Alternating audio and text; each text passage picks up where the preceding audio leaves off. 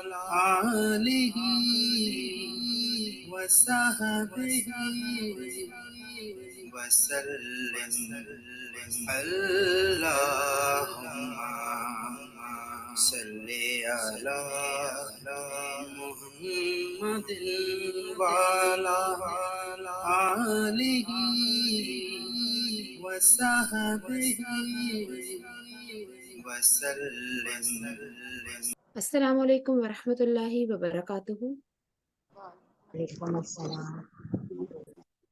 وعلیکم السلام ورحمۃ اللہ وبرکاتہ۔ کیسے ہیں سب اہل القرآن؟ الحمدللہ کمپلیٹ۔ الحمدللہ نتھنگ ٹو کمپلین۔ یہ جملہ تو بڑا چھوٹا سا ہے، لیکن جتنے لوگوں کی زندگی میں ایڈ ہوتا جاتا ہے اور دل سے ہم اس بات کو تسلیم کر دیتے ہیں کہ الحمدللہ we don't have anything to complain, تو زندگی بڑی پرسکون سی ہو جاتی ہے، کیونکہ جب کمپلین کرنے کی کوئی بات ہی نہیں ہے، جب میرا اللہ میرے ساتھ کچھ برا کر ہی نہیں سکتا، جب اللہ کے ہر فیصلے میں کوئی نہ کوئی حکمت ہے، اور بہت سی چیزیں جو میں چاہتی ہوں جو میرے ساتھ ہوں لیکن نہیں ہوتی، اس میں بھی اللہ کی بہتری ہی ہوگی، اور دل سے ہم مان لیتے ہیں تو زندگی بڑی پرسکون ہو جاتی ہے، دل میں دماغ میں ٹھہراؤ آ جاتا ہے، جو عجیب سی کشمکش کے ہم شکار رہتے ہیں، اور عجیب سی دل میں بھی ہمارے کبھی کیا خیالات کیا وسوسے آتے ہیں، شیطان کو موقع ملنا کم ہو جاتا ہے۔ تو بڑا بڑا خود بھی بولا کریں، بچوں کو سکھائیں، گھر میں ایک جگہ لکھ کے لگا دیں الحمدللہ نتھنگ ٹو کمپلین، کیونکہ آج ہماری جنریشن کو پتہ نہیں کیوں، شاید ہماری وجہ سے، ہماری غلطیوں کی وجہ سے کمپلین کرنے کی بہت سخت عادت ہو گئی ہے۔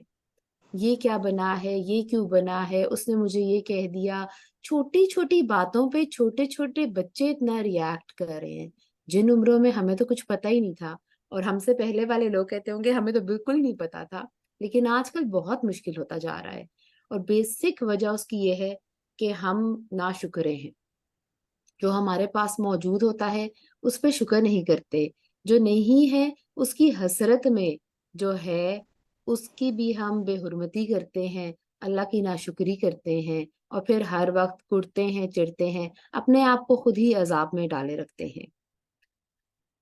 الحمدللہ سیرت کے خوبصورت سفر میں ہر روز ایک نئی چیز سیکھنے کو ملتی ہے، ہر روز بہت سی اپنے اندر فلاز نظر آتے ہیں، ہر روز آپ صلی اللہ علیہ وآلہ وسلم کے سامنے جاننے کا جب بھی سوچتی ہوں تو دل کانپ اٹھتا ہے کہ ابھی تو اوقات ہی نہیں ہے، ابھی تو وہ کردار ہی نہیں ہے، اب کیسے میں ان کے سامنے حاضر ہوں گی، اور سب سے بڑی بات کہ جو میرے حالات ہیں میں اللہ سبحانہ و تعالیٰ کے سامنے کیسے حاضر ہوں، اور صرف یہ سوچ کہ ابھی میری روح نکل جائے اور اللہ سبحانہ و تعالیٰ کے سامنے مجھے حاضر کر دیا جائے، تو میں کیسے اپنا، میرے تو ایک آپ کے اوپر نا عجیب سی کپ کپی طاری ہو جاتی ہے کہ میں کیسے، میں تو سر ہی نہیں اٹھا سکوں گی، دیکھنا تو بہت دور کی بات ہے، اور کیسے میں کہوں گی کہ میں مسلمان ہوں، کیسے میں کہوں گی میں آپ صلی اللہ علیہ وآلہ وسلم کی امتی ہوں۔ ٹائم بہت تھوڑا ہے ہمارے پاس اور مقابلہ بہت سخت ہے، ہر روز اٹھ کے اپنے آپ کو یہ یاد کرایا کریں، تو پھر ایک مضبوط مشن کے ساتھ انشاءاللہ ہم سب نکلیں گے۔ آپ صلی اللہ علیہ وآلہ وسلم نے عقبہ بن عامر رضی اللہ تعالیٰ عنہ کو وصیت کرتے ہوئے فرمایا، اے عقبہ، جو تم سے کٹے اس سے جڑو، جو تمہیں نہ دے اسے دو، اور جو تم پر ظلم کرے اسے معاف کر دو۔ اللہ اکبر۔ جو تم سے کٹے اس سے جڑو، اس سے جوڑ کے رکھو، اور ہم کیا کہتے ہیں کہ اس نے مجھے سلام نہیں کیا تو میں اسے کبھی سلام نہیں کروں گی، وہ مجھ سے نہیں ملتا میں اس سے نہیں ملوں گی، آج کے بعد میں اس کا منہ نہیں دیکھوں گی۔ لیکن میرے پیارے نبی حضرت محمد صلی اللہ علیہ وآلہ وسلم نے کیا کہا ہے، جو آپ سے قطع تعلق ہی کرتا ہے آپ نے کیا کرنا ہے۔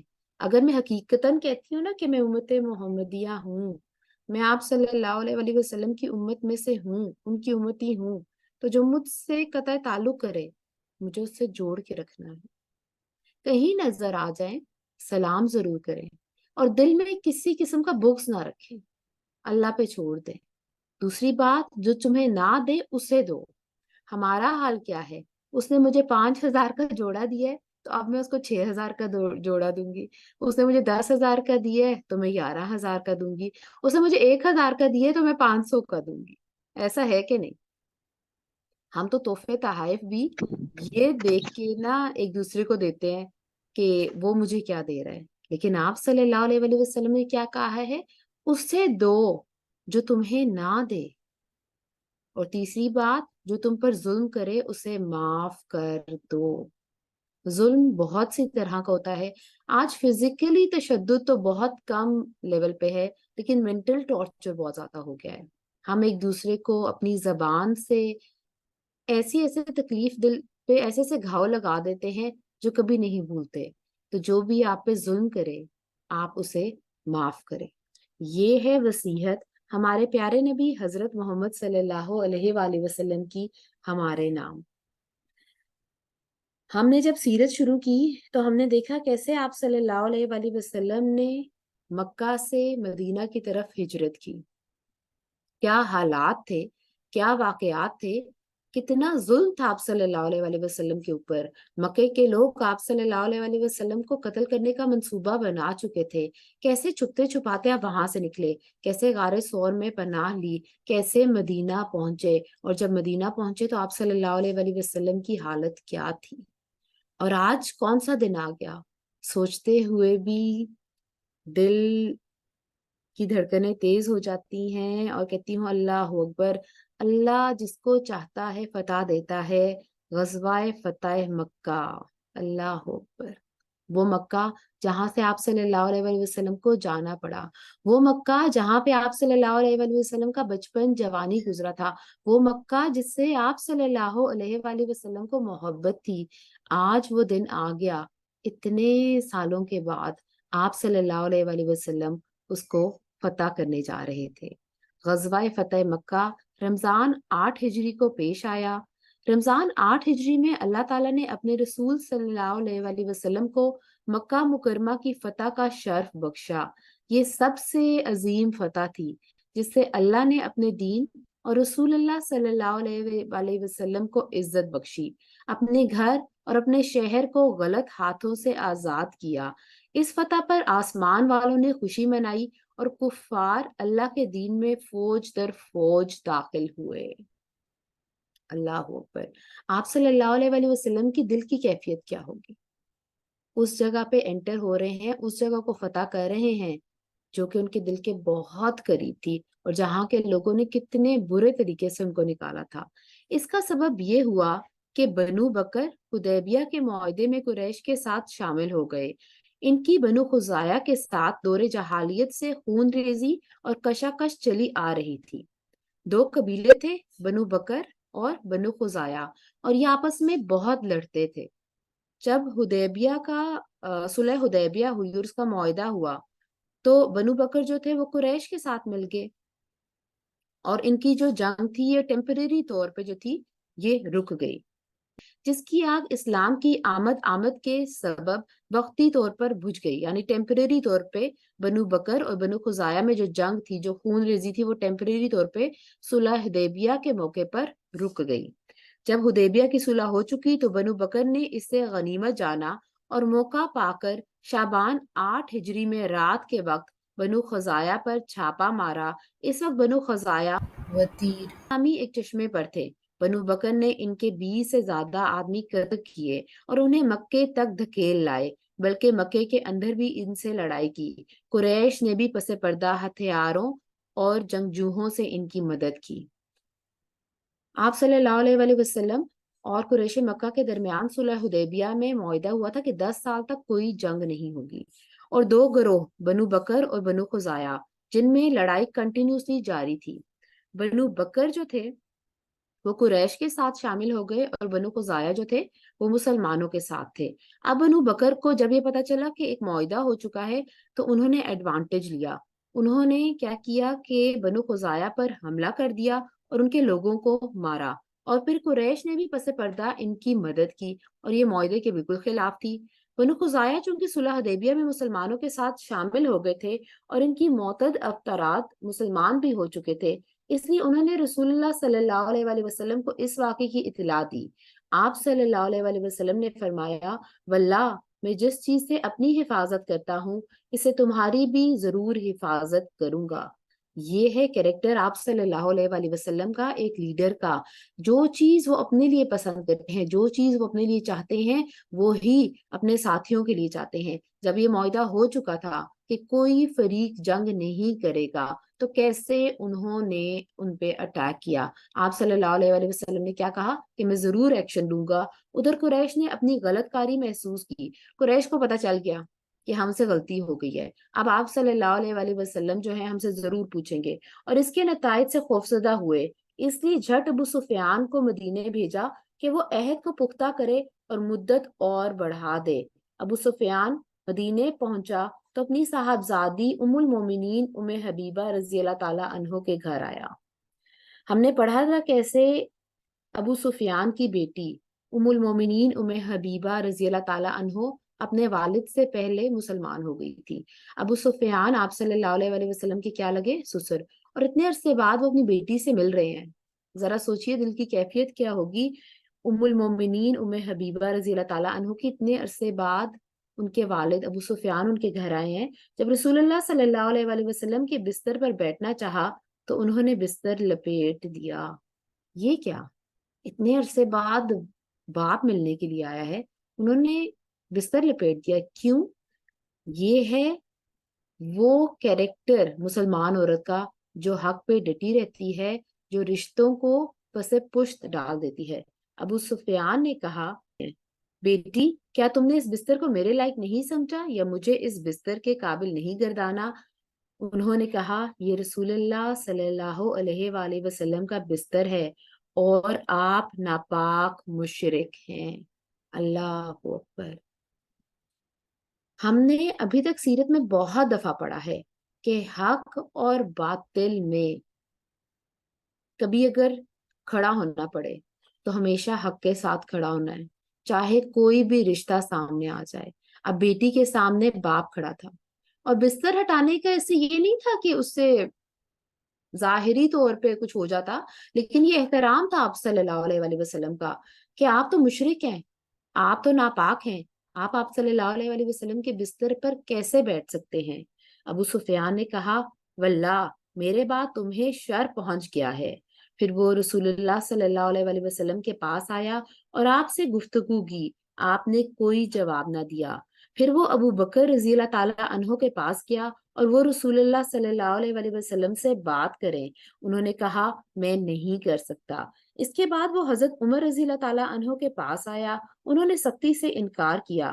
اس کے بعد حضرت علی رضی اللہ تعالی عنہ کے پاس آیا، انہوں نے معذرت کی اور مشورہ دیا کہ وہ خود لوگوں کے درمیان امان کا اعلان کرے اور واپس چلا جائے۔ اس نے ایسا ہی کیا۔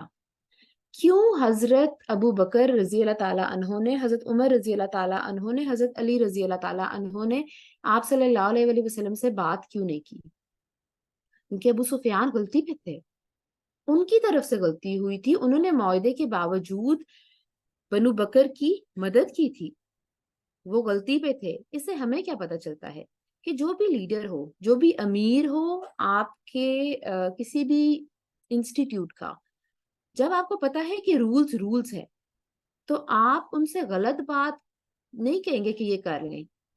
یہ بھی تو کہہ سکتے کہ آپ صلی اللہ علیہ وسلم ان سے غلطی ہو گئی ہے، آپ ان کو ایکسکیوز کر دیں، لیکن وہ جانتے تھے کہ رولز میں حق اور باطل میں کوئی کمپرومائز نہیں ہوگا، اس لیے انہوں نے بھی سفارش نہیں کی۔ اور ہمارے لیے سیکھنے کی بات کیا ہے؟ کبھی بھی غلط بات میں کسی کی طرفداری نہ کریں۔ جیسے ہم کہتے ہیں نا کہ ہم کوئی گناہ کر رہے ہوتے ہیں، اگر کوئی گناہ سرزد ہو جائے، اس کے بعد جتنے لوگ گناہ کرتے جاتے ہیں آپ کو بھی اس کا گناہ کا آپ حصہ بن جاتے ہو۔ اسی طرح اگر ہم غلط باتوں کی حمایت کرتے رہیں گے تو ہم بھی انہی غلط باتوں کا حصہ بنتے جائیں گے۔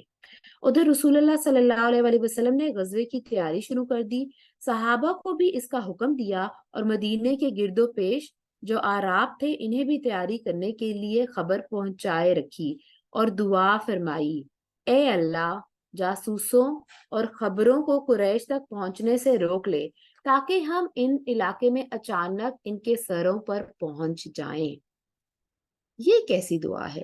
کیا آپ صلی اللہ علیہ وآلہ وسلم ڈرتے تھے؟ نہیں تو پھر آپ صلی اللہ علیہ وسلم نے یہ دعا کیوں کی کہ ہم اچانک ان کے سروں پہ پہنچ جائیں؟ کیونکہ آپ صلی اللہ علیہ وسلم کو مکے کی حرمت کا بہت خیال تھا. آپ نہیں چاہتے تھے کہ وہاں پہ خون ریزی ہو. اگر پلانڈ جنگ ہوتی، اگر مکے والوں کو پتہ چل جاتا، قریش مکہ کو پتہ چل جاتا کہ آپ صلی اللہ علیہ وسلم لشکر لے کر آ رہے ہیں، تو کیا ہوتا؟ وہ بھی جنگ کے لیے تیار ہوتے، اور مکے جو کہ حرمت والی جگہ ہے وہاں پہ بہت سخت خون ریزی ہو جاتی. تو آپ صلی اللہ علیہ وسلم کی حکمت دیکھیے، انہوں نے دعا کی اللہ سبحانہ تعالیٰ سے کہ یہ بات ان کو پتہ نہ چلے تاکہ مکے کی حرمت پامال نہ ہو. مزید رازداری کے لیے آپ نے اوائل رمضان میں حضرت ابو قتادہ رضی اللہ تعالیٰ عنہ کو مدینے سے 36 میل دور بطن اذن کی طرف روانہ فرمایا تاکہ سمجھنے والے یہ سمجھیں کہ آپ اسی علاقے کا رخ کریں گے. آپ نے بیسکلی دشمنوں کو ڈائیورٹ کیا، کیونکہ ظاہر ہے جاسوس اس وقت میں تھے، جب بھی کوئی صحابی نکلتے تھے تو نظر ہوتی تھی. تو اگر یہ کوئی کہہ بھی دے گا کہ مکے پہ حملہ ہونے والا ہے تو دوسرا بندہ کہتا تھا نہیں، وہ صحابی تو دوسری طرف گئے ہیں، مکے پہ حملہ نہیں ہو رہا. ادھر حضرت حاتب بن ابو بلتا رضی اللہ تعالیٰ عنہ نے قریش کو ایک رکا لکھ کر یہ اطلاع بھیجی کہ رسول اللہ صلی اللہ علیہ وسلم حملہ کرنے والے ہیں.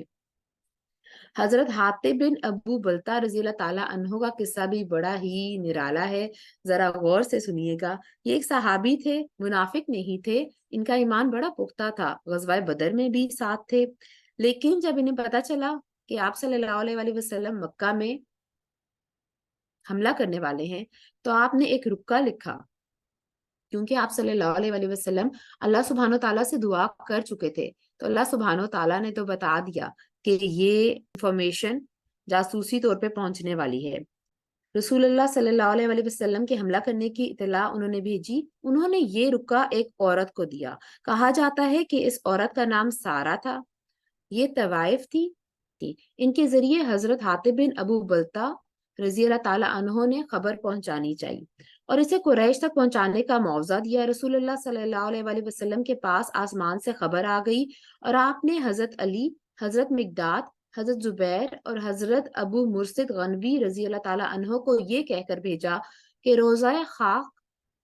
روزہ خاک جاؤ، وہاں ایک ہوجت کہتے ہیں ڈولی کو نشین عورت ہوگی جس کے پاس ایک رکا ہوگا، وہ اس سے لے لینا. انہوں نے جا کر رکا طلب کیا. عورت نے کہا میرے پاس کوئی رکا نہیں ہے.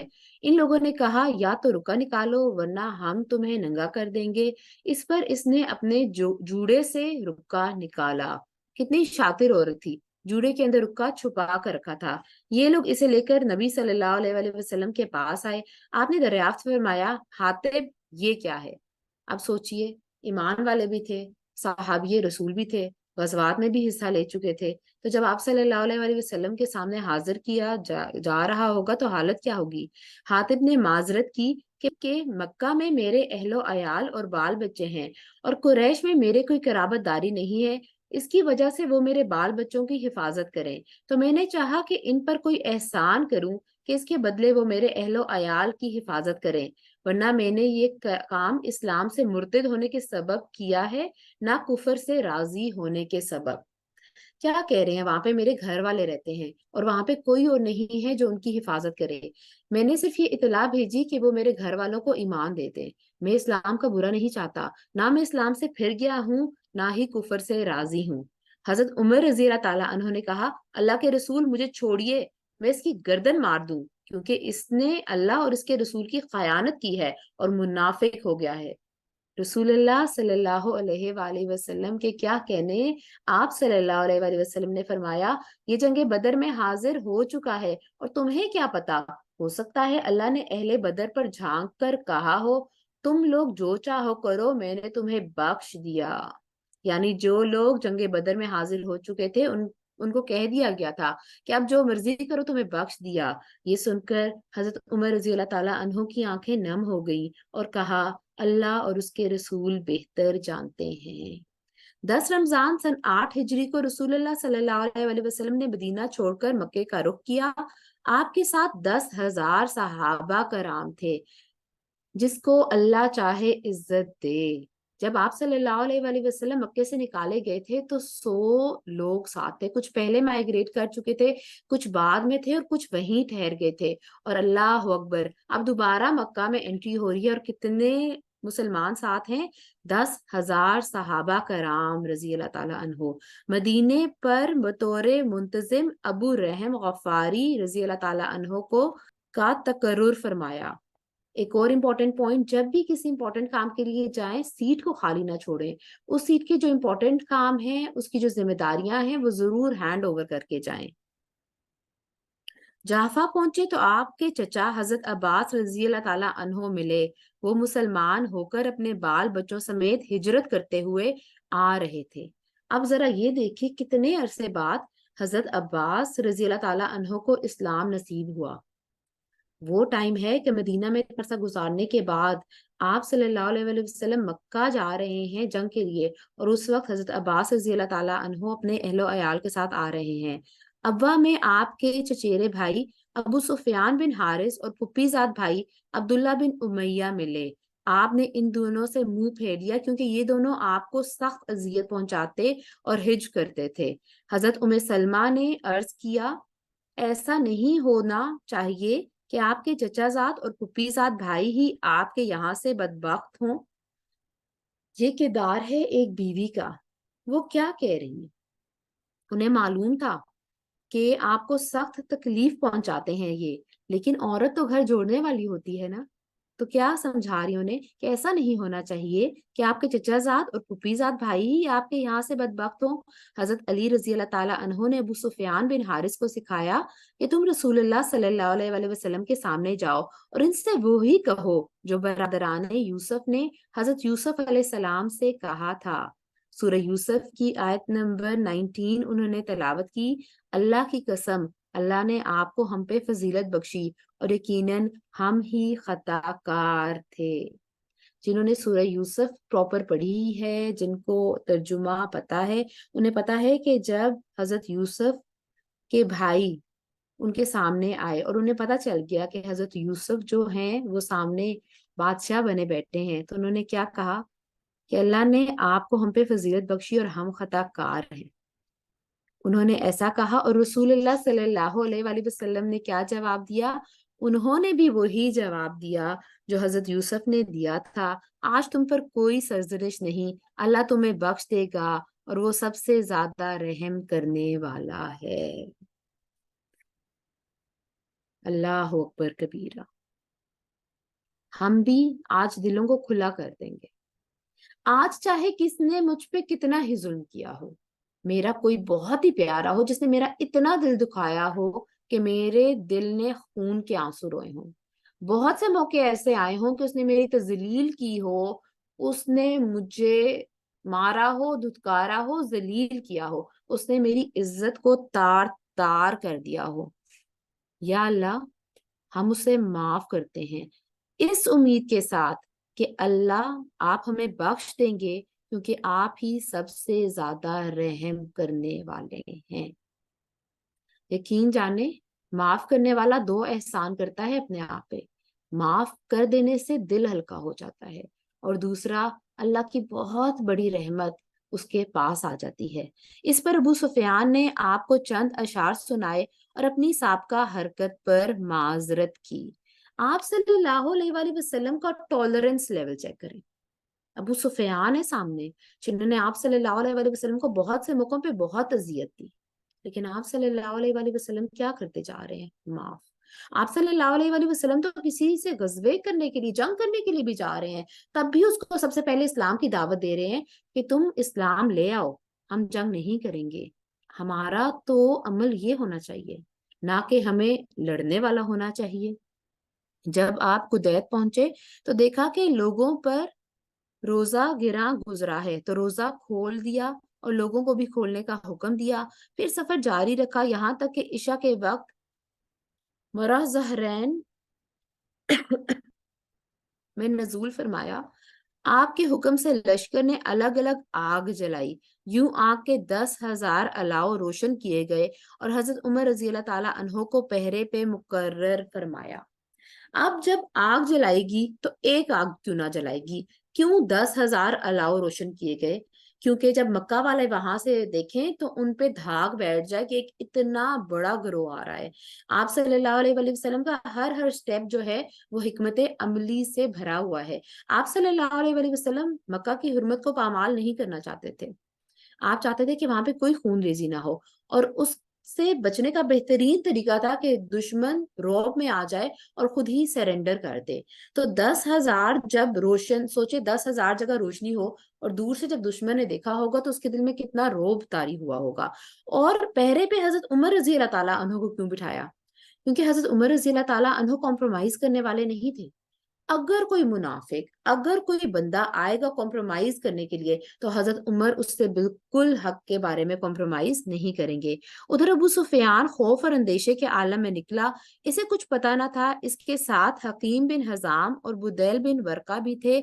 آگ دیکھی تو کہنے لگا، آج جیسی آگ اور لشکر تو میں نے کبھی دیکھا ہی نہیں۔ جو آپ صلی اللہ علیہ وآلہ وسلم وہی چاہتے تھے وہی ہوا۔ ابو سفیان جب نکلا تو خوف سے وہ کانپنے لگا۔ اس نے کہا، آج ایسی آگ اور اتنا بڑا لشکر تو میں نے کبھی نہیں دیکھا۔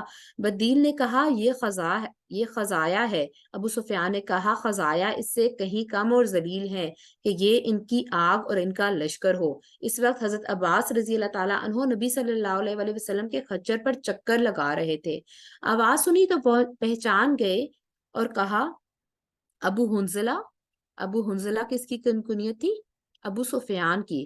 اس نے کہا، ابو الفضل، اور یہ کس کی کنیت تھی؟ حضرت عباس رضی اللہ تعالیٰ عنہ کی۔ کہا، ہاں۔ اس نے کہا، کیا بات ہے؟ میرے باپ تجھ پر قربان۔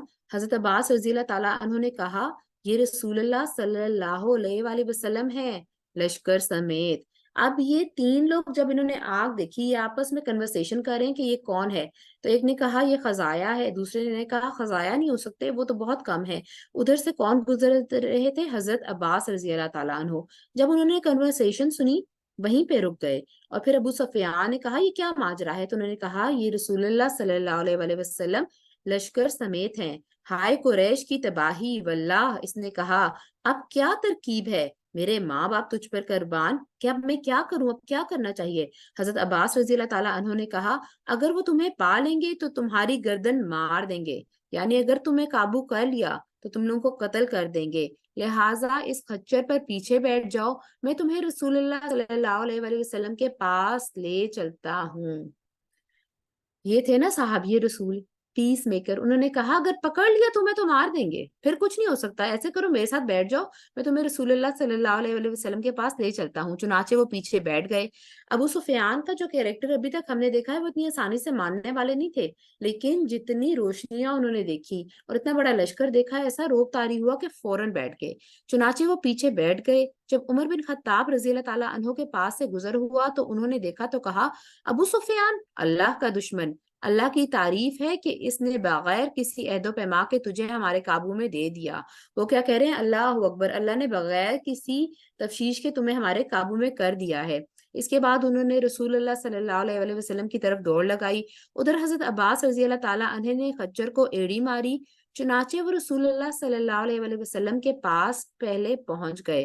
پھر حضرت عمر رضی اللہ تعالیٰ عنہ داخل ہوئے۔ انہوں نے پہنچتے ہی آپ سے ابو سفیان کی گردن مارنے کی اجازت چاہی۔ دیکھیں، ہر صحابی کا کریکٹر بڑا ڈیفرنٹ ہے، اور ہر صحابی اپنے کریکٹر کے مطابق جو ہے پراپر کام کر رہا ہے۔ حضرت عمر رضی اللہ تعالیٰ عنہ نے کیا کہا کہ میں نے قتل کر دیتا ہوں۔ حضرت عباس رضی اللہ تعالیٰ عنہ نے کہا، میں نے اسے پناہ دے رکھی ہے، یعنی یہ میری پناہ میں اسے قتل نہیں کر سکتے۔ اور رسول اللہ صلی اللہ علیہ وآلہ وسلم کا سر مبارک پکڑ کر لیا اور کہا، آج رات میرے سوا کوئی اور آپ سے سرگوشی نہ کرے گا، یعنی آج صرف میں آپ سے بات کروں گا۔ حضرت عمر رضی اللہ تعالیٰ عنہ نے بار بار اجازت چاہی، لیکن رسول اللہ صلی اللہ علیہ وآلہ وسلم خاموش رہے۔ پھر حضرت عباس رضی اللہ تعالیٰ عنہ سے کہا، اسے اپنے ڈیرے پر لے جاؤ، صبح میرے پاس لے آنا۔ پھر جب صبح خدمت نبوی میں حاضر کیا گیا تو آپ صلی اللہ علیہ وآلہ وسلم نے فرمایا، ابو سفیان، تم پر افسوس، کیا اب بھی تمہارے لیے وقت نہیں آیا کہ تم جان سکو کہ اللہ کے سوا کوئی الہ نہیں؟ ابو سفیان نے کہا، میرے ماں باپ آپ پر فدا، آپ کتنے بردبار ہیں، کتنے کریم اور کتنے خواہش پرور ہیں۔ اگر اللہ کے ساتھ کوئی الہ ہوتا تو اب تک تو میرے کچھ کام آیا ہوتا۔ آپ دیکھیں کچھ لوگ ہوتے ہیں نا، وہ ڈائریکٹلی ایکسیپٹ نہیں کرتے لیکن انڈائریکٹلی طور پہ کہہ رہے ہوتے ہیں کہ وی ایکسیپٹ اٹ۔ کیا کہہ رہے ہیں کہ اگر اللہ کے علاوہ کوئی الہ ہوتا، جتنے بت ہم نے رکھے ہوئے ہیں، اگر کوئی الہ ہوتا تو اب تک تو میری مدد کرتا، لیکن میرے کوئی کام نہ آئے۔ یہ ہوتی ہے انڈائریکٹ ایکسیپٹینس۔ آپ صلی اللہ علیہ وآلہ وسلم نے فرمایا، ابو سفیان تم پر افسوس، کیا اب بھی وقت نہیں آیا کہ تم جان سکو کہ میں اللہ کا رسول ہوں؟ ابو سفیان نے کہا، اس بات کے متعلق تو اب بھی دل میں کچھ نہ کچھ کھٹک ہے۔ اللہ اکبر! ابھی تک بھی ان کے دل میں کھٹک تھی کہ آپ صلی اللہ علیہ وآلہ وسلم اللہ کے رسول ہیں کہ نہیں۔ اس پر حضرت عباس رضی اللہ تعالیٰ عنہ نے کہا، اس سے پہلے کہ تمہاری گردن ماری جائے اسلام لاؤ۔ چنانچہ ابو سفیان مسلمان ہو گیا اور حق کی شہادت دی۔ حضرت عباس رضی اللہ تعالیٰ عنہ نے کہا، اے اللہ کے رسول صلی اللہ علیہ وآلہ وسلم، ابو سفیان اعزاز پسند ہے، یعنی کہ ان کو پروٹوکول پسند ہے۔ آج کی زبان میں ہم کہتے ہیں نا پروٹوکول۔ کچھ لوگ ہوتے ہیں جنہیں پروٹوکول پسند ہوتا ہے، آپ وہ آئے، آپ ان کی کوئی خاطر کریں، کوئی اچھے ان کے بارے میں الفاظ کہیں، بڑے خوش ہوتے ہیں۔ تو وہ کہہ رہے ہیں حضرت عباس کہ ان کو پروٹوکول اعزاز پسند ہے، اسے کوئی اعزاز دے دیجئے تاکہ یہ خوش ہو جائے۔ آپ صلی اللہ علیہ وآلہ وسلم نے فرمایا، ہاں، جو ابو سفیان کے گھر میں گھس جائے اسے امان ہے۔ کیا پروٹوکول دیا؟ کہ جو بھی ابو سفیان کے گھر میں گھس جائے گا اسے قتل نہیں کیا جائے گا، وہ امان میں آ جائے گا۔ اسی صبح رسول اللہ صلی اللہ علیہ وآلہ وسلم مکہ روانہ ہوئے اور حضرت عباس رضی اللہ تعالیٰ عنہ کو حکم دیا کہ ابو سفیان کو وادی کی تنگنائے پر پہاڑ کے ناکے کے پاس روکے رکھیں تاکہ وہاں سے گزرنے والے خدائی فوجوں کو ابو سفیان دیکھ سکے۔ حضرت عباس رضی اللہ تعالیٰ عنہ نے ایسے ہی کیا۔ ادھر قبائل اپنے اپنے پرچم لے کر گزرنے لگے۔ جب کوئی قبیلہ گزرتا تو ابو سفیان پوچھتا کہ عباس یہ کون ہے؟ جواب میں حضرت عباس کہتے، بنو فلاں، مثلاً بنو سلیم۔ ابو سفیان کہتا، مجھ کو تو بنو فلاں سے کیا واسطہ؟ یہاں تک کہ انصار کا دستہ گزرا جس کا پرچم حضرت سعد بن عبادہ رضی اللہ تعالیٰ عنہ اٹھائے ہوئے تھے۔ انہوں نے کہا، ابو سفیان، آج خون ریزی اور مار دھاڑ کا دن ہے، آج کعبے کی حرمت اٹھا لی گئی۔ آپ صلی اللہ علیہ وآلہ وسلم کا کردار ہم دیکھ رہے ہیں کہ آپ حرمت کعبہ جو ہے اس کو پامال نہیں کرنا چاہتے۔ ایک انصاری جو کہ پکے مسلمان تھے، جو اسلام کی خاطر کر رہے تھے، لیکن جوش میں ایسا جملہ کہہ گئے، ابو سفیان، آج خون ریزی اور مار دھاڑ کا دن ہے، آج کعبے کی حرمت اٹھا لی گی۔ ابو سفیان نے کہا، عباس پامالی کا دن مبارک ہو۔ پھر رسول اللہ صلی اللہ علیہ وآلہ وسلم اپنے سبز دستے میں تشریف لائے۔ آپ مہاجرین اور انصار کے درمیان فروکش تھے، یہاں صرف لوہے کی بار دکھائی دے رہی تھی۔ ابو سفیان نے کہا، سبحان اللہ، عباس، یہ کون لوگ ہیں؟ حضرت عباس رضی اللہ تعالیٰ عنہ نے کہا، یہ انصار اور مہاجرین کے جلم میں رسول اللہ صلی اللہ علیہ وآلہ وسلم تشریف لا رہے ہیں۔ اللہ اکبر کبیرہ! کیا عزت دی ہے میرے اللہ نے آپ صلی اللہ علیہ وآلہ وسلم کو! کیسے قریش مکہ نے آپ صلی اللہ علیہ وآلہ وسلم کو مکہ سے دربدر کر دیا، اتنا ظلم کیا کہ وہ وہاں سے ہجرت کرنے پہ مجبور ہو گئے، اور ایسے ہجرت کی کہ چھپتے چھپاتے وہاں سے نکلے، اور اللہ کی شان، اتنے بڑے لشکر میں، تلواروں کے سائے میں آپ صلی اللہ علیہ وآلہ وسلم کو لایا جا رہا ہے۔ ابو سفیان نے کہا، بھلا اس سے محاذ آرائی کی کسے طاقت ہے؟ تمہارے بھتیجے کی بادشاہت تو بڑی زبردست ہے۔ ابھی تک بھی ابو سفیان نہیں مانتے کہ یہ اللہ کے رسول ہیں۔ حضرت عباس رضی اللہ تعالیٰ نے کہا، یہ نبوت ہے۔ اس نے کہا، جی ہاں، فی الواقع۔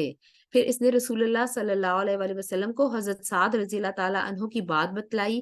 آپ صلی اللہ علیہ وآلہ وسلم نے فرمایا، حضرت سعد نے کیا کہا تھا؟ پیچھے ہم نے پڑھا ہے کہ ابو سفیان، آج خون ریزی اور مار دھاڑ کا دن ہے، آج کعبے کی حرمت اٹھا لی گی۔ تو یہ بات جب انہوں نے بتائی آپ صلی اللہ علیہ وآلہ وسلم کو، تو آپ صلی اللہ علیہ وآلہ وسلم نے کہا، سعد نے غلط کہا، آج کعبے کی تعظیم کی جائے گی، آج کعبہ کو غلاف پہنایا جائے گا۔ یہ ہے رول آف اے لیڈر، یہ ہے آپ صلی اللہ علیہ وآلہ وسلم کا کیریکٹر۔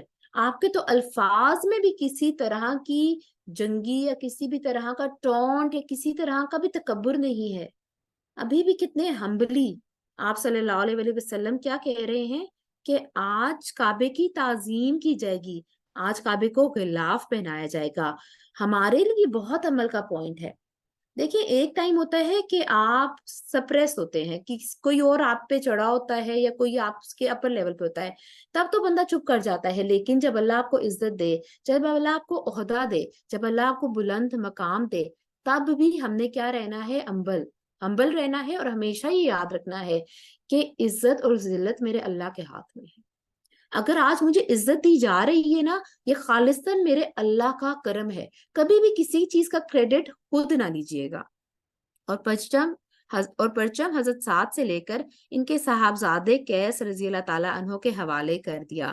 نبی صلی اللہ علیہ وآلہ وسلم کے گزرنے کے بعد ابو سفیان تیزی سے مکہ پہنچا اور نہایت بلند آواز میں پکارا، قریش کے لوگوں، یہ محمد ہیں، تمہارے پاس اتنا بڑا لشکر لے کر آئے ہیں کہ مقابلے کی تاب نہیں، لہٰذا جو ابو سفیان کے گھر میں داخل ہو جائے اس سے امان ہے۔ لوگوں نے کہا، تجھ پر اللہ کی لعنت، تیرا گھر ہمارے کتنے آدمیوں میں کے کام آ سکتا ہے؟ ابو سفیان نے کہا، اور جو اپنا دروازہ اندر سے بند کر لے اسے بھی ایمان ہے، اور جو مسجد حرام میں داخل ہو جائے اسے بھی ایمان ہے۔ اب یہ دیکھیے کہ اللہ اکبر، اللہ نے کیسے ابو سفیان کے دل میں رعب ڈالا کہ جب ایک سردار جو بہت سے غزوات میں ایز اے لیڈر مسلمانوں کے خلاف کھڑا تھا، جب وہ بھاگ کے آ کے کہہ رہا ہے کہ آپ صلی اللہ علیہ وآلہ وسلم کا لشکر آ گیا ہے، ایمان طلب کر لو، اور 3 لوگوں کو ایمان مل جائے گی، جو میرے گھر میں ہوں گے، دوسرے جو اپنے گھروں میں ہوں گے اور اندر سے کنڈی لگا لیں گے، اور تیسرے کون؟ جو مکہ کے جو کعبے کے اندر داخل ہو جائیں گے۔ تو لوگوں نے کیا کیا؟ لوگوں نے فوراً سرنڈر کر دیا، اور آپ صلی اللہ علیہ وآلہ وسلم جو چاہتے تھے کہ مکے کی حرمت پامال نہ ہو، وہی ہوا۔ یہ سن کر لوگ تیزی سے اپنے اپنے گھروں اور مسجد حرام کی طرف بھاگے۔ جب رسول اللہ صلی اللہ علیہ وآلہ وسلم ذی طوا پہنچے تو میسرہ کے سالار حضرت خالد بن ولید کو حکم دیا کہ وہ قدا کے راستے مکہ میں زیری حصے سے داخل ہوں، اور کوئی آڑے آئے تو اسے کاٹ کر رکھ دیں، یہاں تک کہ صفا پر آپ صلی اللہ علیہ وآلہ وسلم سے آ ملیں۔ اور میمنہ کے قائد اور رسول اللہ صلی اللہ علیہ وآلہ وسلم کے علمبردار حضرت زبیر رضی اللہ تعالیٰ عنہ کو حکم دیا کہ وہ قدا کے راستے بالائی حصے سے مکہ میں داخل ہوں اور ہجوم میں آپ کا پرچم گاڑ دیں، نیز رسول اللہ صلی اللہ علیہ وآلہ وسلم کی آمد تک وہیں ٹھہرے رہیں، جبکہ پیادہ اور بے ہتھیار لوگوں کے قائد حضرت ابو عبیدہ کو حکم دیا کہ وہ بطن وادی کا راستہ پکڑیں اور مکے میں رسول اللہ صلی اللہ علیہ وآلہ وسلم سے آگے اتریں۔ اس موقع پر قریش نے خندمہ میں کچھ اوباشوں کو جمع کیا اور کہا کہ اگر انہیں کچھ کامیابی ہوئی تو ان کے ساتھ ہو رہیں گے۔ قریش کی حرکتیں بھی ذرا دیکھیے کہ اپنی حرکتوں سے کہتے ہیں نا فطرت سے نہیں بدلے۔ انہوں نے پھر کچھ اوباشوں کو جمع کیا، انہوں نے کہا اگر تم لوگ کامیاب ہو گئے نا تو ہم بھی تمہارے ساتھ مل جائیں گے، ورنہ جو مطالبہ کیا جائے گا اسے منظور کر لو، اگر نہ تم لوگ غالب آ سکے مسلمانوں پہ تو جو مطالبہ وہ کریں گے اسے منظور کر لیں گے۔ جب حضرت خالد رضی اللہ تعالیٰ عنہ ان کے پاس سے گزرے تو ایک معمولی سی جھڑپ میں ان کے 12 آدمیوں کو کاٹ ڈالا اور باقی باغ کھڑے ہوئے۔ اس کے بعد حضرت خالد رضی اللہ تعالیٰ عنہ مکے کے گلی کوچوں کو روندتے ہوئے کوہ صفا پر رسول اللہ صلی اللہ علیہ وآلہ وسلم سے جا ملے۔ البتہ ان کے دستے کے 2 آدمی راستہ بھٹک کر لشکر سے بچھڑ گئے اور مارے گئے۔ ادھر حضرت زبیر رضی اللہ تعالیٰ عنہ نے ہجوم میں مسجد فتح کے پاس جھنڈا گاڑا اور ایک خیمہ نصب کیا جس میں حضرت ام سلمہ اور حضرت میمونہ رضی اللہ تعالیٰ عنہ نے قیام کیا اور وہیں ٹھہرے رہے۔ آپ صلی اللہ علیہ وآلہ وسلم نے کبھی بھی امہات المومنین کو پیچھے نہیں چھوڑا۔ ہر غزوے میں آپ صلی اللہ علیہ وآلہ وسلم کے ساتھ کوئی نہ کوئی امہات المومنین تھی۔ آج کیسے لوگ کہہ دیتے ہیں کہ عورتوں کا کام تو صرف یہ کہ وہ گھر میں بیٹھی رہیں۔ عورتوں کا بہت بڑا مقام ہے، عورتیں تو حوصلہ دینے والی ہیں، عورتیں تو زخموں پہ مرہم رکھنے والی ہیں۔ عورت کے بغیر دنیا نہیں چل سکتی، اور اسلام نے عورت کو یہ رائٹ دیا ہوا ہے۔ اور آپ صلی اللہ علیہ وآلہ وسلم کی سیرت پڑھ کے بھی ہمیں پتہ چلا ہے کہ غزوات میں، جنگوں میں آپ صلی اللہ علیہ وآلہ وسلم ضرور امہات المومنین کو ساتھ لے کر جاتے، یہاں تک کہ رسول اللہ صلی اللہ علیہ وآلہ وسلم تشریف لائے، تھوڑی دیر استراحت فرمائی، پھر آگے بڑھے۔ اس وقت ابو بکر رضی اللہ تعالیٰ عنہ آپ کے ہمراہ تھے اور باتیں کر رہے تھے۔ پھر آپ سورہ فتح کی تلاوت کرتے ہوئے مہاجرین اور انصار کے درمیان میں مسجد حرام کے اندر داخل ہوئے۔ اللہ اکبر۔ اللہ اکبر، کتنی بڑی بات ہے، اللہ تعالیٰ نے کتنی بڑی عزت دی آپ صلی اللہ علیہ وآلہ وسلم کو، وہ جگہ جہاں سے آپ نکالے گئے، جہاں سے اتنے دل شکستہ ہو کے آپ نکلے، اللہ سبحانہ و تعالیٰ نے ایسی عزت بخشی کہ مہاجرین اور انصار کے درمیان آپ صلی اللہ علیہ وآلہ وسلم مسجد حرام میں داخل ہوئے، حجر اسود کو چوما اور بیت اللہ کا طواف کیا۔ آپ حالت احرام میں نہ تھے، اس وقت بیت اللہ کے گرد 307 بت تھے۔ آپ صلی اللہ علیہ وآلہ وسلم پہ جب وحی نازل ہوئی، یہ سوال ذہن میں آتا ہے، تبھی آپ صلی اللہ علیہ وآلہ وسلم نے آ کے کعبہ کے بتوں کو کیوں نہ توڑا؟ آپ صلی اللہ علیہ وآلہ وسلم پہ حق تو آ گیا تھا، لیکن کیوں نہ توڑا؟ کیونکہ ایسے آپ نہیں توڑ سکتے، یہ ٹیمپرری جو ایکشنز ہوتے ہیں نا، وہ سسٹینیبل نہیں ہوتے۔ آپ صلی اللہ علیہ وآلہ وسلم نے پہلے ایک جماعت بنائی، ہر طرح سے انہیں دکھایا کہ ہم کمپرومائز کریں گے، پھر جب وہاں سے نکالے گئے تو ایک مضبوط اور جماعت بنائی، اور جب اللہ کا حکم آ گیا تو انہوں نے کہا اب ہم پیچھے نہیں ہٹیں گے۔ ہر چیز کا ایک وقت ہوتا ہے۔ جس روب سے اس وقت آپ صلی اللہ علیہ وآلہ وسلم کی کنڈیشن تھی کہ آپ جاتے اور بت توڑ دیتے، اگر توڑ بھی دیتے تو کیا یہ صحیح فیصلہ ہوتا؟ نہیں۔ اب اتنی عزت سے انصار اور مہاجر کے گروہ کے ساتھ آئے، اور اب وہ وقت تھا کہ کعبے سے بتوں کو نکالا جائے۔ آپ ایک لکڑی سے جو آپ کے ہاتھ میں تھی انہیں کچوکے لگاتے جاتے اور فرماتے جاتے، حق آ گیا اور باطل چلا گیا، یقیناً باطل جانے ہی والا ہے۔ حق آ گیا اور باطل کی چلت پھرت ختم ہو گئی۔ اس ضرب سے بت اپنے چہروں کے بل گرتے جا رہے تھے۔ جب آپ طواف سے فارغ ہو گئے تو عثمان بن طلحہ کو بلا کر ان سے کعبے کی کنجی لی اور اسے کھولنے کا حکم دیا۔ پھر اس میں جو بت تھے انہیں نکلوا کر توڑوا دیا، اور جو تصویریں تھیں انہیں مٹوا دیا۔ اس کے بعد آپ صلی اللہ علیہ وآلہ وسلم اسامہ بن زید اور بلال رضی اللہ تعالیٰ عنہ اندر داخل ہوئے اور دروازہ بند کر لیا۔ پھر دروازے کے مقابل کی دیوار کے رخ سے 3 ہاتھ کے فاصلے پر کھڑے ہو گئے، اپنے بائیں 1 ستون اور دائیں 2 ستون اور پیچھے 3 ستون کیے اور 2 رکعت نماز پڑھی۔ پھر بیت اللہ میں گھوم کر اس کے اعتراف میں اللہ کی تکبیر و توحید کے کلمات کہے۔ پھر آپ صلی اللہ علیہ وآلہ وسلم نے دروازہ کھولا۔ قریش مسجد حرام میں صفیں لگائے کھچا کھچ بھرے ہوئے تھے۔ آپ نے دروازے کے دونوں بازو پکڑ کر ایک بلیغ خطبہ دیا جس میں اسلام کے بہت سے احکام بیان کیے، امور جہالیت کو ساقط کیا اور ان کی نخوت کے خاتمے کے اعلان کیا۔ پھر فرمایا، قریش کے لوگوں، تمہارا کیا خیال ہے میں تمہارے ساتھ کیا سلوک کرنے والا ہوں؟ آپ صلی اللہ علیہ وآلہ وسلم وہ تھے کہ جن کے کیریکٹر کی قسمیں کفار بھی کھاتے تھے، اور اتنا کیریکٹر ان کا مضبوط تھا کہ وہ آنکھیں بند کر کے کہہ دیتے تھے کہ آپ صلی اللہ علیہ وآلہ وسلم اچھا ہی کام کریں گے۔ انہوں نے کہا، اچھا، آپ کریم بھائی ہیں، آپ کریم بھائی کے صاحبزادے ہیں۔ آپ صلی اللہ علیہ وآلہ وسلم نے فرمایا، آج تم پر کوئی سرزنش نہیں، جاؤ تم سب آزاد ہو۔ اللہ اکبر۔ آپ صلی اللہ علیہ وآلہ وسلم کیا اپنے پچھلے دکھ بھول گئے ہوں گے؟ کیا بھول گئے ہوں گے کیسے انہیں مکہ سے نکالا گیا تھا؟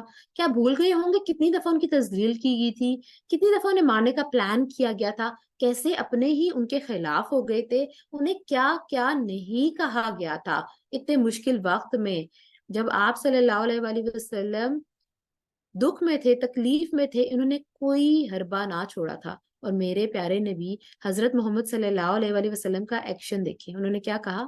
آج تم آزاد ہو۔ یہ کیریکٹر ہے مسلمانوں کا، لیکن آج اگر دیکھا جائے ہم تو بالکل اپوزٹ روش پہ چل رہے ہیں۔ ہمیں سیرت کو فالو کرنا ہے، ہمیں لوگوں کو فالو نہیں کرنا۔ پھر نیچے تشریف لائے، مسجد حرام میں بیٹھے، کنجی عثمان بن طلحہ کو واپس کی۔ کیوں واپس کر دی حضرت عثمان کو؟ ان سے لے لی تھی تو کسی اور صحابی کو دیتے، انہیں کیوں دے دی؟ کیونکہ وہ بہت اچھے طریقے سے اس کام کو سنبھال رہے تھے۔ عمل کا نقطہ یہ بھی ہے کہ جب کوئی انسان بہت اچھے طریقے سے کسی کام کو سنبھال رہا ہو تو وداؤٹ ریزن اس سے وہ وہ چیز یا وہ عہدہ نہیں لے لینا چاہیے، اور فرمایا اسے ہمیشہ ہمیشہ کے لیے لے لو، تم لوگوں سے اس سے وہی چھینے کا جو ظالم ہوگا۔ اللہ اکبر۔ اور آج تک کنجیاں ان کے ہی گھرانے کے پاس ہیں۔ اس کے بعد آپ صلی اللہ علیہ وآلہ وسلم صفا پر تشریف لائے اور اتنا اوپر چڑھے کہ بیت اللہ کو دیکھ سکیں، پھر ہاتھ اٹھا کر دعا کی۔ اس کے بعد لوگوں سے اسلام پر بیعت لی۔ اس دن ابو بکر رضی اللہ تعالیٰ عنہ کے والد ابو قحافہ بھی مسلمان ہوئے۔ حضرت ابو بکر صدیق رضی اللہ تعالیٰ عنہ کون تھے؟ جو سب سے پہلے مسلمان ہونے والوں میں، اور ان کے والد کتنا لیٹ مسلمان ہو رہے ہیں۔ ان کے اسلام لانے سے رسول اللہ صلی اللہ علیہ وآلہ وسلم کو بہت خوشی ہوئی۔ پھر مردوں کے بعد آپ صلی اللہ علیہ وآلہ وسلم نے اس بات پر عورتوں سے بیعت لی، اللہ کے ساتھ کسی چیز کو شریک نہ کریں گی، چوری نہ کریں گی، زنا نہ کریں گی، اپنی اولاد کو قتل نہ کریں گی، اور اپنے ہاتھ پاؤں کے درمیان سے گھڑ کر کوئی بہتان نہ لائیں گی، اور کسی بھلی بات میں آپ کی نافرمانی نہ کریں گی۔ اس دن بیعت کرنے والی عورتوں میں ابو سفیان کی بیوی ہند بنت عتبہ بھی تھیں۔ یہ کون تھیں؟ جنہوں نے حضرت حمزہ رضی اللہ تعالیٰ عنہ کا کلیجہ چبایا تھا، اور آپ صلی اللہ علیہ وآلہ وسلم کو کتنی تکلیف ہوئی تھی۔ وہ نقاب اوڑھ کر اور بھیس بدل کر آئیں۔ دراصل حضرت حمزہ رضی اللہ تعالیٰ عنہ کی لاش کے ساتھ انہوں نے جو حرکت کی تھی، اس کی وجہ سے انہیں اپنی جان کا ڈر تھا۔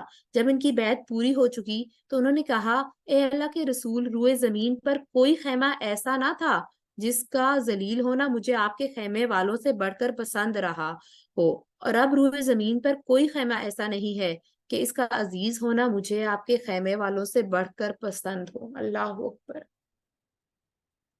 کیسے آپ صلی اللہ علیہ وآلہ وسلم کے دشمن آپ کے دوست بن گئے، آپ کی تعریفیں کر رہے ہیں، اسلام پہ لے آئے؟ آپ صلی اللہ علیہ وآلہ وسلم کے کیریکٹر کی وجہ سے۔ آپ صلی اللہ علیہ وآلہ وسلم نے کتنے صبر کا مظاہرہ کیا، کتنے کھلے دل کا مظاہرہ کیا، کوئی تانا نہیں دیا، کوئی ظلم نہیں کیا، اور کیسے وہ دوست بن گئے، اور وہی کہہ رہے ہیں کہ آپ سے زیادہ عزیز ہمیں کوئی نہیں ہے۔ رسول اللہ صلی اللہ علیہ وآلہ وسلم نے فرمایا، اس ذات کی قسم جس کے ہاتھ میں محمد کی جان ہے، معاملہ بالکل ایسا ہی ہے۔ حضرت عمر بن خطاب رضی اللہ تعالیٰ عنہ رسول اللہ صلی اللہ علیہ وآلہ وسلم کی مجلس سے نیچے بیٹھے ہوئے تھے، لوگوں کو آپ کی بات پہنچا رہے تھے اور آپ کی طرف سے بیعت بھی لے رہے تھے۔ عورتوں سے مصافحے کے بغیر صرف کلام کے ذریعے سے بیعت ہوئی تھی۔ میری پیاری بہنوں، بیٹیوں، بچیوں، عورتوں سے مصافحے کے بغیر صرف کلام کے ذریعے بیعت ہوئی تھی۔ آج بہت کامن فتنہ آ گیا ہے، ڈفرینٹ بابے بنے ہوئے ہیں، پیر بنے ہوئے ہیں، بزرگ بنے ہوئے ہیں، جا جا کے عورتیں ان کے پاس بیٹھ رہی ہیں۔ یہ عمر بن خطاب ہیں جو مصافحہ نہیں کر رہے۔ آپ صلی اللہ علیہ وآلہ وسلم نے کبھی ہاتھ نہیں پکڑا، تو کیا زیب دیتا ہے کہ ہم غیر محرموں سے جا کے ہم ایسے بیعت لیں؟ کوئی بھی اگر ایسی روش کی طرف آپ کو مجبور کرتا ہے تو جان لیجئے وہ غلطی پر ہے۔ بعض لوگ رسول اللہ صلی اللہ علیہ وآلہ وسلم سے ہجرت پر بیعت کرنے آئے۔ آپ صلی اللہ علیہ وآلہ وسلم نے فرمایا، اہل ہجرت ہجرت کا اجر لے گئے۔ فتح مکہ کے بعد اب مکہ سے ہجرت نہیں، البتہ جہاد اور نیت ہے، اور جب تم سے جنگ میں نکلنے کے لیے کہا جائے تو نکل پڑو۔ کچھ لوگوں نے کہا کہ ہم ہجرت کریں گے، تب آپ صلی اللہ علیہ وآلہ وسلم نے کہا جنہوں نے ہجرت کرنی تھی انہوں نے کر لی اور وہ اس کا اجر لے گئے، اب ہجرت نہیں ہوگی، ہاں جب جنگ کے لیے کہا جائے گا تو ضرور نکلیں۔ رسول اللہ صلی اللہ علیہ وآلہ وسلم نے اس دن کچھ اکابر مجرمین کے خون رائے گاں قرار دیے اور حکم دیا کہ اگر وہ خانہ کعبہ کے پردے سے بھی لٹکے ہوئے پائے جائیں تب بھی ان کی گردنیں مار دی جائیں۔ کچھ لوگوں کو بارے میں بتایا گیا کہ اگر یہ توبہ بھی کر لیں یا کعبے کے پردے سے بھی لٹکے ہوں یا جو بھی کر رہے ہوں، ان کو مار دینا چاہیے۔ اس کی وجہ سے زمین اپنی کشادگی کے باوجود ان پر تنگ ہو گئی۔ اب ان میں سے بعض پر تو کلمہ عذاب برحق ہوا اور وہ مارے گئے، اور بعض پر اللہ کی عنایت ہوئی اور وہ مسلمان ہو گئے۔ جو مسلمان ہو گئے ان کو چھوڑ دیا گیا، لیکن جو نہیں مانے ان کو مارا گیا۔ رہے وہ لوگ جنہوں نے اسلام قبول کیا، یعنی جو پہلے بھاگ یا چھپ گئے تھے، پھر ان کے لیے ایمان حاصل کی گئی اور وہ آ کر مسلمان ہو گئے۔ کچھ اور لوگ اپنی جان کا خوف سے چھپ گئے تھے، حالانکہ ان کا خوف رائے گاں قرار نہ دیے گئے۔ اس کے بعد خوف کی وجہ سے وہ لوگ جب سامنے آئے تو وہ سب بھی مسلمان ہو گئے۔ رسول اللہ صلی اللہ علیہ وسلم چاشت کے وقت ام ہانی بنت ابو طالب کے گھر میں داخل ہوئے اور غسل کر کے 8 رکعت فتح کی نماز پڑھی، ہر 2 رکعت میں سلام پھیرا۔ ہمیں کیا سکھایا جا رہا ہے؟ جب بھی کوئی فتح ہو، جب بھی کسی کام میں کامیابی ملے، فوراً اللہ کے حضور گر جائیں، اللہ کی کبریائی بیان کریں، کیونکہ فتح دینے والا، شکست دینے والا صرف میرا اللہ ہے۔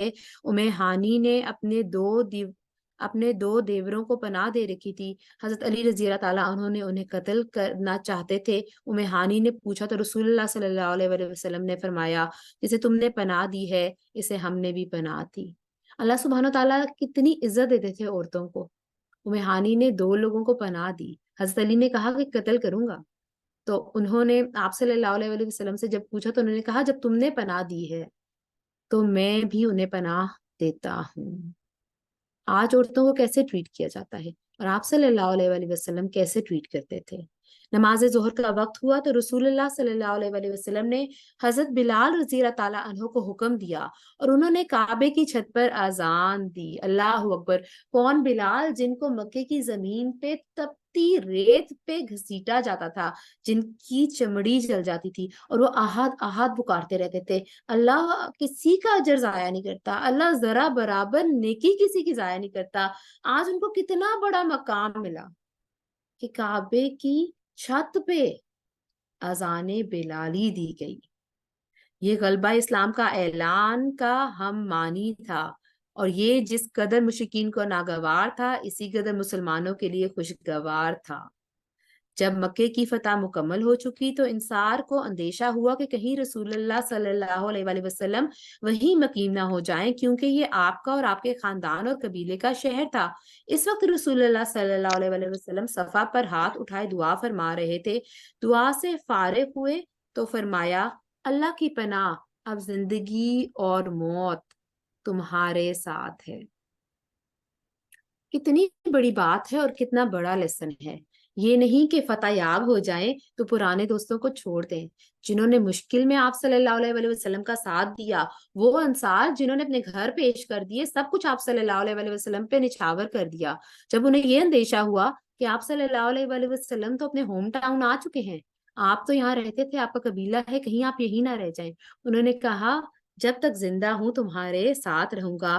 اس سے انصار مطمئن ہو گئے، ان کا خوف جاتا رہا اور وہ خوش ہو گئے۔ البتہ رسول اللہ صلی اللہ علیہ وسلم نے مکے میں 19 روز قیام فرمایا اور اس دوران انصار اسلام کی تجدید کی، مکے کو آثار جہالیت سے پاک کیا، نئے سرے سے حرم کے ستون نصب کیے، اور آپ کے منادی نے اعلان کیا، جو شخص اللہ اور آخرت کے دن پر ایمان رکھتا ہے وہ اپنے گھر میں کوئی بت نہ چھوڑے بلکہ اسے توڑ دے۔ 25 رمضان کو رسول اللہ صلی اللہ علیہ وسلم نے 30 سواروں کے ساتھ حضرت خالد بن ولید رضی اللہ تعالیٰ عنہ کو اوزا اور اس کا بت خانہ ڈھانے کے لیے نخلا روانہ کیا۔ حضرت خالد نے جا کر اسے ڈھایا، یہ مشرکین کا سب سے بڑا بت خانہ تھا۔ پھر آپ صلی اللہ علیہ وسلم نے رمضان ہی میں حضرت عمر بن عاص رضی اللہ تعالیٰ عنہ کو سوا نامی بت ڈھانے کے لیے روانہ کیا۔ یہ حزیل کا سب سے بڑا بت تھا۔ اس کا استحان مکے سے شمال مشرق میں 150 کلومیٹر کے فاصلے پر راحات نامی مقام پر تھا۔ حضرت عمر نے اسے جا کر ڈھایا اور اس کا مجاور بت کی بے بسی دیکھ کر مسلمان ہو گیا۔ جب بت ڈھائے گئے تو جو ان کی کیئر کر رہے تھے، مجاور تھے، جب انہوں نے ان کی بے بسی دیکھی تو وہ مسلمان ہو گئے۔ پھر آپ صلی اللہ علیہ وسلم نے سعد بن زید اشری رضی اللہ تعالیٰ عنہ کو اسی ماہ رمضان میں 20 سوار دے کر منات کی جانب روانہ کیا۔ یہ قدیت کے پاس مشلل میں تھا اور یہ کلب خزایا خسان اور اوس و خزرج کا بت تھا۔ حضرت سعد رضی اللہ تعالیٰ عنہ نے جا کر اسے توڑ دیا اور بت خانہ ڈھا دیا۔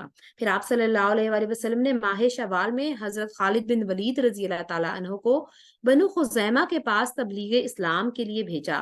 اس کے ساتھ مہاجرین اور انصار اور بنو سلیم کے 350 افراد تھے۔ جب انہیں اسلام کی دعوت دی گئی تو انہوں نے کہا، ہم نے اپنا دین چھوڑا اور ہم نے اپنا دین چھوڑا۔ اس پر حضرت خالد رضی اللہ تعالیٰ عنہ نے انہیں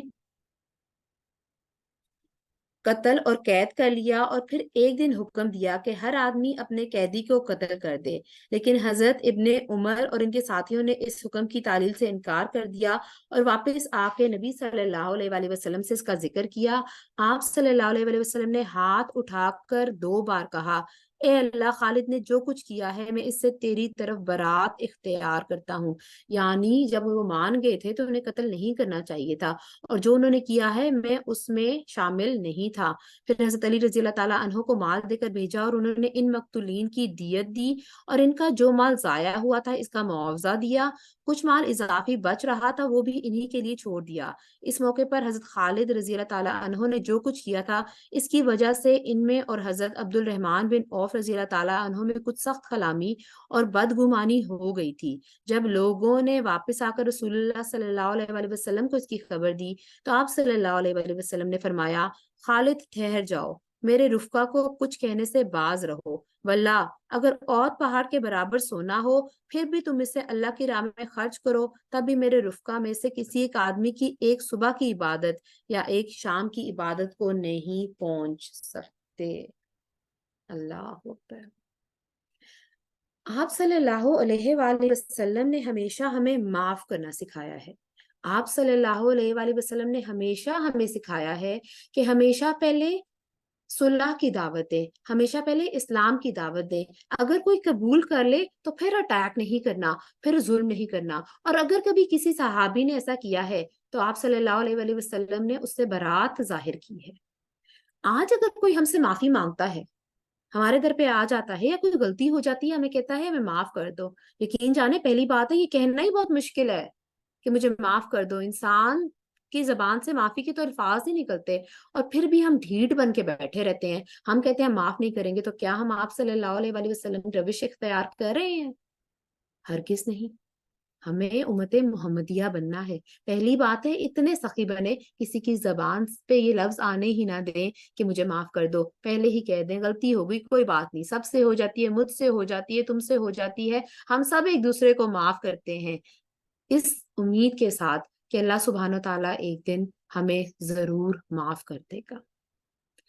فتح مکہ اتنی بڑی کامیابی ہے، اور اس کو آپ کو بتاتے بتاتے سے رونگٹے بار بار کھڑے ہو رہے تھے، اور وہاں پر اتنا دل بھاری ہو رہا تھا کہ کیسے اللہ سبحانہ و تعالیٰ جسے چاہتا ہے عزت دیتا ہے، کیسے اللہ سبحانہ و تعالیٰ نے ایسے لوگوں میں آپ صلی اللہ علیہ وآلہ وسلم کو اتنی عزت دی جنہوں نے آپ صلی اللہ علیہ وآلہ وسلم پہ اتنا ظلم کیا۔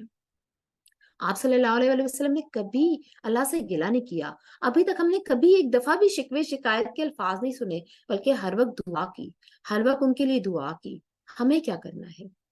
ہمیں دل میں شکوے شکایتیں نہیں لانی، ہمیں معاف کرنے والا بننا ہے، ہمیں اپنے دلوں کو وسیع رکھنا ہے۔ غلطیاں ہو جاتی ہیں، جب غلطی ہو جائے معاف کرنے کا دل نہ کرے تو پھر اس وقت کو یاد کریں کہ شاید کبھی کسی نے آپ کو بھی معاف کیا ہو۔ آج کھلے دل سے اس محفل کے اختتام سے پہلے سب کو معاف کر کے اٹھیے، اپنے دل کو صاف کر لیجئے، کیا پتہ اس کے بعد ہم زندہ رہے نہ رہیں۔ دل سے معاف کریں، اور اس دعا کے ساتھ کہ یا اللہ، میں اپنے تمام ایسے لوگوں کو جنہوں نے میرا دل دکھایا ہے دل سے معاف کرتی ہوں، اس امید کے ساتھ کہ تو اس دن مجھے معاف کرے گا اور مجھ پہ اپنا رحم ضرور کرے گا۔ اللہ سبحانہ و تعالیٰ آپ سے مجھ سے راضی ہو۔ پڑھانے میں جو جو غلطیاں ہوئیں اللہ سبحانہ و تعالیٰ اس پہ میری پکڑ نہ کرے۔ اللہ سبحانہ و تعالیٰ ہمیں دین پہ عمل کرنے والا پکا سچا مسلمان، پکا سچا امتی بنا دے۔ آمین یا رب العالمین۔ سبحانک اللہم و بحمدک، اشہد ان لا الہ الا انت، استغفرک و اتوب الیک۔ السلام علیکم و رحمۃ اللہ وبرکاتہ۔ السلام ورحمۃ اللہ۔ اللہم صلی علی محمد وعلی آلہ وصحبہ وسلم۔ اللہم صلی علی محمد وعلی آلہ وصحبہ وسلم